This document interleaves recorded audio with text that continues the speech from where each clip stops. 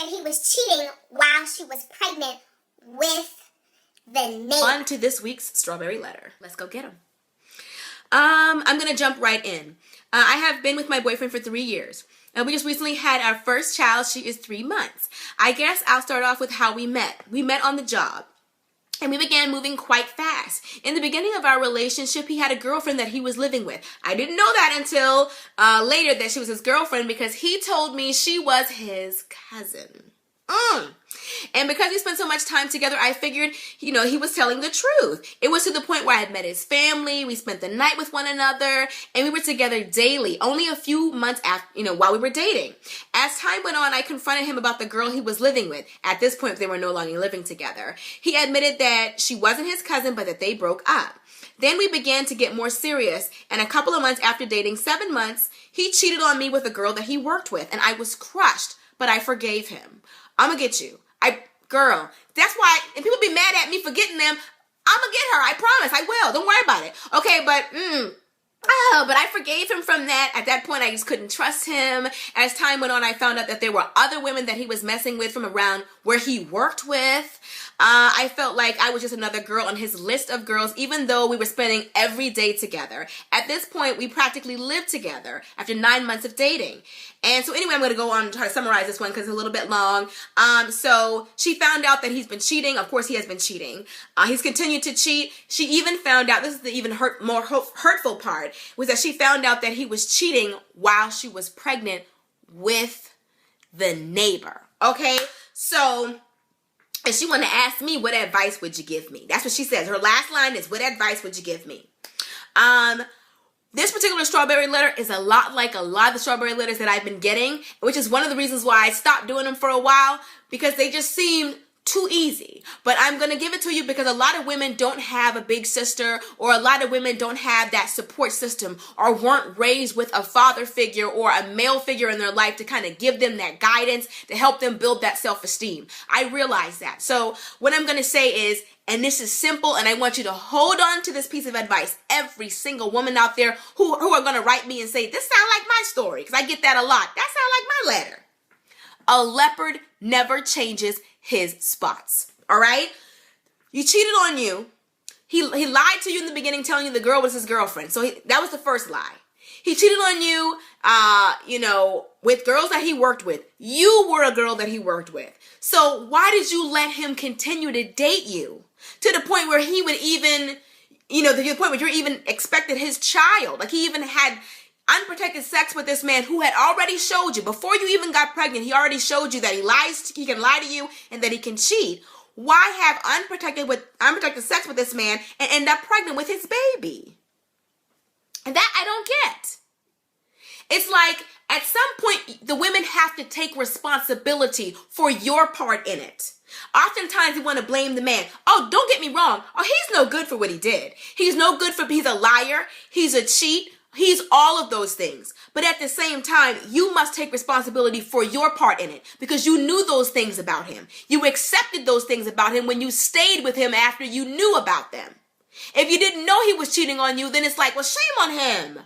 But you did know, and you kept on dating him, which made you look thirsty, which made you look desperate. And he preyed on that desperation and told you whatever he needed to tell you. His game must be really good. It must be really good. I mean, you were a girl at work. So why are you surprised that he cheated on you with another girl at work? Like I said, a leopard never changes his spots. You can't teach an old dog new tricks.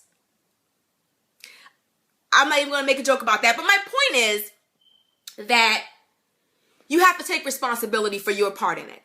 So my advice to you is, in your next relationship, which I suggest that you take some time, I suggest you date yourself. I suggest you date yourself for a while. Get to know yourself. Don't bring in somebody else. Work on you. Discover you. Build your self-esteem. Because if you know better, you do better. Never allow this behavior again. Because it made you look desperate.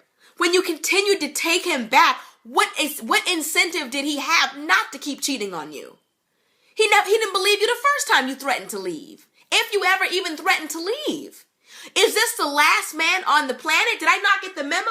Is he the last man? Is he really the best that you can do? This is the thing. You know God loves you, right? So you think that God, the creator of heaven and earth, who knew you before you were even formed in your mother's womb, he knew you, and he had somebody special for you. Do you think, if you can honestly look at me and tell me, you think this is the man that the creator created just for you because he loved you so much he gave you this gift?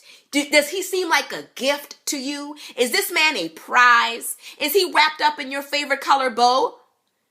If God didn't give him to you, then it's okay for him to leave.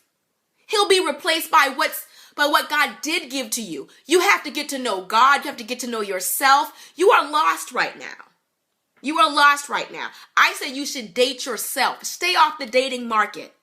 You don't prove yourself as a woman just because you have a man. Let me say it again. You don't prove yourself as a woman just because you have a man. With or without my husband, I still am a woman. And I'm classy.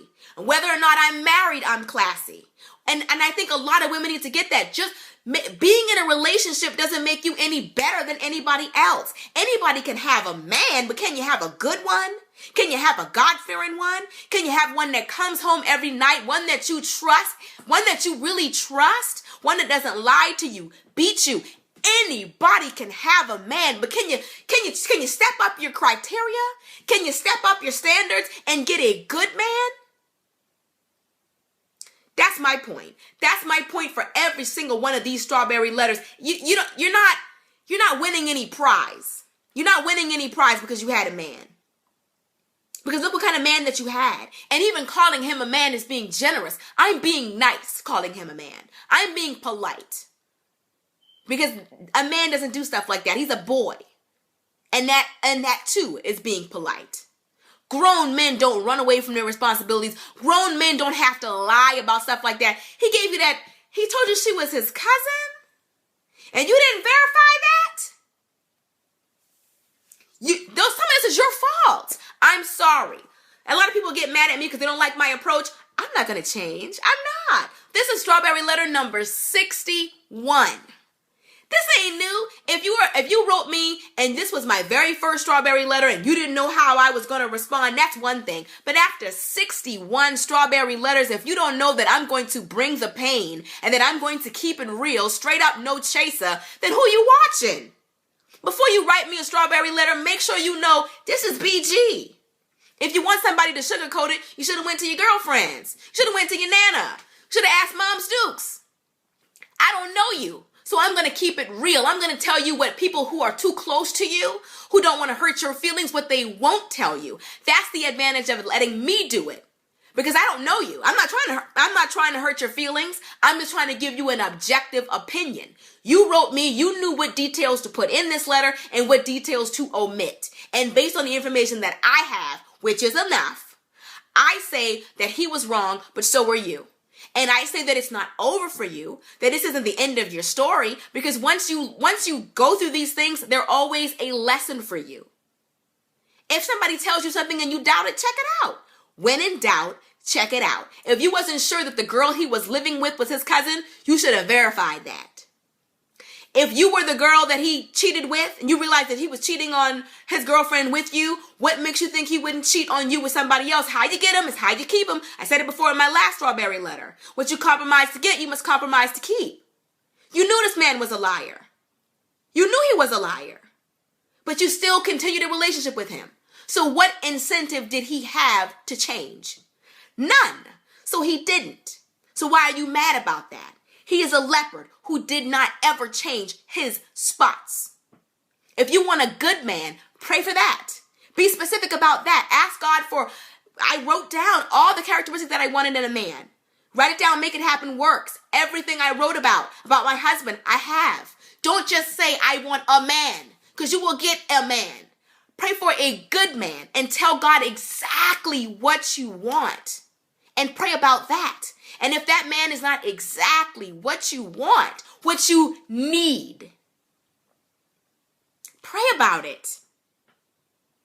Sometimes the warning signs are right there. It's us who choose to ignore them.